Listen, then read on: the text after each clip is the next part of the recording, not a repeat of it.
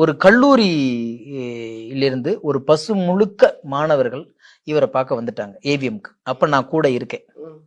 வந்துட்டு இவங்க என்ன பண்ணாங்கன்னா, இதை டூரிஸ்ட் போறவனுங்க போலக்கு ஷூட்டிங் பார்க்க வந்திருக்காங்கன்னு சொல்லிட்டு, ஏய் இவங்க தம்பில எப்படி இருக்கீங்க, எந்த ஊரு அப்படின்னாங்க. சார் மதுரையில இருந்து வரணும், இது ஒரு காலேஜ் பேர் சொன்னாங்க.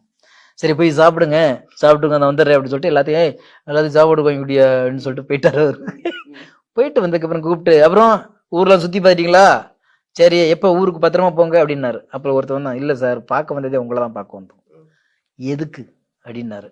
சார் நீங்க கட்சி ஆரம்பிக்க போறீங்க, நாங்கெல்லாம் கட்சியில சேரலான்னு வந்திருக்கோம். என்னங்களா சொன்னாரு. இப்படியே அந்த வசனம் அடிச்சு பல்லுகள்லாம் எடுத்துருவேன். முதல்ல எல்லாம் படிப்பை முடிச்சுட்டு அப்புறம் அரசியல் உட்காங்க போங்க, அதெல்லாம் செய்யக்கூடாது.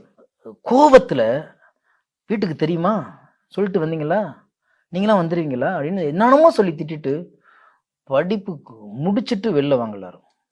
போங்க, அதெல்லாம் வேண்டாம். இப்படி ஒரு மனிதரை நீங்க பாத்திருக்கீங்களா?